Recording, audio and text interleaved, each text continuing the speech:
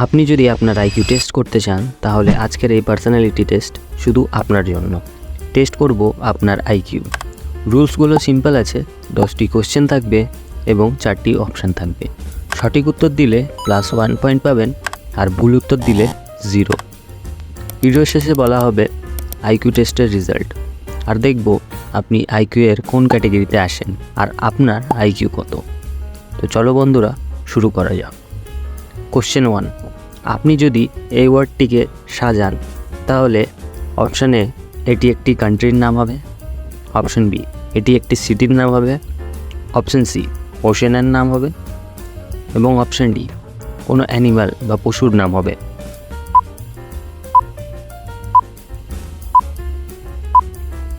তো বন্ধুরা, আপনারাও যদি ইংল্যান্ড গেস করেছেন তাহলে আপনাকে +1 পয়েন্ট দেওয়া হচ্ছে, আর যদি ভুল দিয়ে থাকেন তাহলে 0।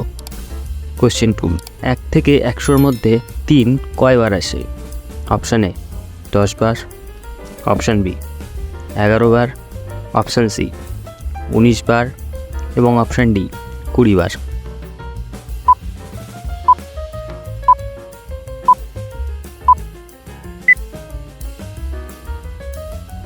তো চলো বন্ধুরা, নেক্সট কোশ্চেনের দিকে। কোশ্চেন 3, 140 জন স্টুডেন্ট কত কিলোগ্রাম প্রোটিন কনজিউম করবে যদি একটা স্টুডেন্ট 250 গ্রাম করে প্রোটিন খায়?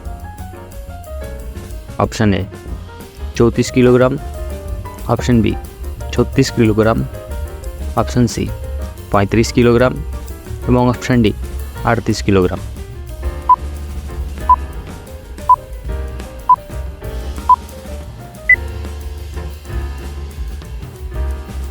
কোশ্চেন 4, এখানে কটি স্কোয়ার আছে? অপশান এ 13টি, অপশান বি 16টি, অপশান সি 17টি এবং অপশান ডি 15টি।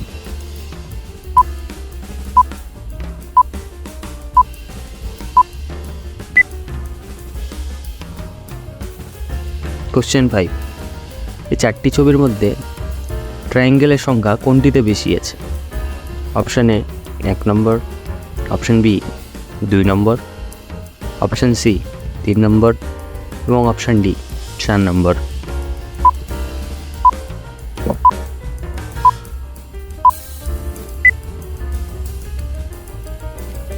কোশ্চেন 6, এই কোশ্চেনটি কোনো অ্যান্সার থাকবে না, আপনাকে নিজের থেকে অ্যারেঞ্জ করতে হবে।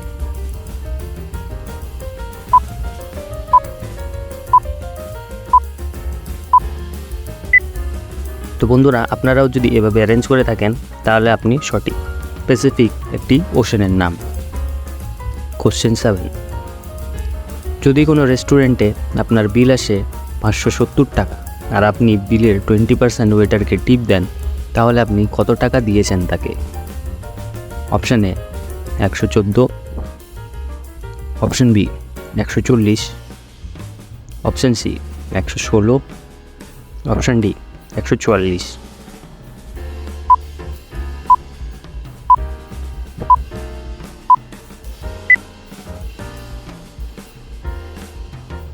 কোশ্চেন 8, এই দুটো ছবির মধ্যে 3টি ডিফারেন্স বার করুন।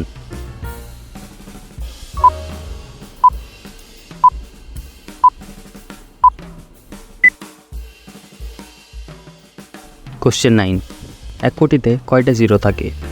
Question A 8, question B 7, question C 9, question D 6।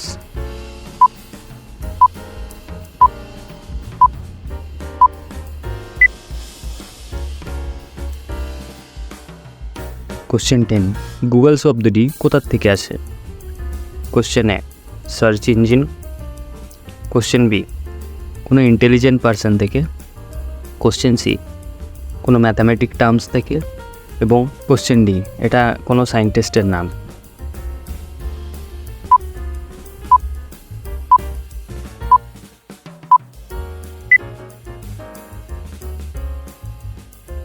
একের পর যদি 100টা জিরো লাগানো হয় তখন তাকে গুগল বলা হয়। তো বন্ধুরা, এটাই ছিল আজকের 10টি কোশ্চেন। আশা করি আপনারা স্কোরে টোটাল করে ফেলেছেন। তাহলে বেশি দেরি না করে এগিয়ে যাই রেজাল্টের দিকে। আপনি যদি স্কোর করে থাকেন 0 থেকে 3 পয়েন্টের মধ্যে তাহলে আপনি বিলো অ্যাভারেজ ক্যাটাগরিতে আছেন। চিন্তা করবেন না, ওয়ার্ল্ডের পপুলেশনের 15-16% লোকরাই এই ক্যাটাগরিতে এসে থাকে। আপনার লজিক্যাল রিজনিং স্কিলের কাজ করা দরকার।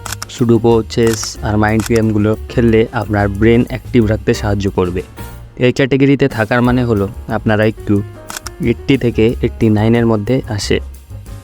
এই টেস্টে যদি আপনি স্কোর করে থাকেন 4 থেকে 7 পয়েন্টের মধ্যে, তাহলে আপনাকে শো করে আপনি অ্যাভারেজ ইন্টেলিজেন্স ক্যাটাগরিতে আসেন।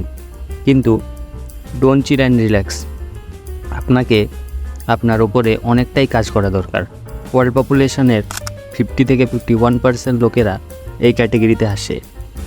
ইমপ্রুভ করার জন্য আপনাকে ফোকাস, অ্যাটেনশন পাওয়ারে কাজ করা দরকার। এই ক্যাটাগরিতে আসা মানুষগুলো সাধারণত 90 থেকে 109-এর মাঝে আইকিউ লেভেল থাকে। আপনি যদি স্কোর করে থাকেন 8 থেকে 9 পয়েন্টের মধ্যে, তাহলে এটা সুপিরিয়র লজিক্যাল থিঙ্কিংকে শো করে। এদের রিজনিং অ্যাবিলিটি অনেকটাই স্ট্রং থাকে। এই ক্যাটাগরিতে আসা মানুষদের আইকিউ 110 থেকে 119-এর মাঝে থাকে। আর আপনি যদি স্কোর করে থাকেন 10-এর মধ্যে 10, তাহলে আপনি একটা গিফটেড ক্যাটাগরির মানুষ। এমন মানুষদের আইকিউ 120 থেকে 130-এর মধ্যে থাকে। এটা সুপিরিয়র আইকিউ শো করে। ওয়ার্ল্ড পপুলেশনের মাত্র 6% লোক এই ক্যাটাগরিতে আসে। আপনাদের আসল রেজাল্টটি কমেন্ট সেকশনে শেয়ার করতে ভুলবেন না।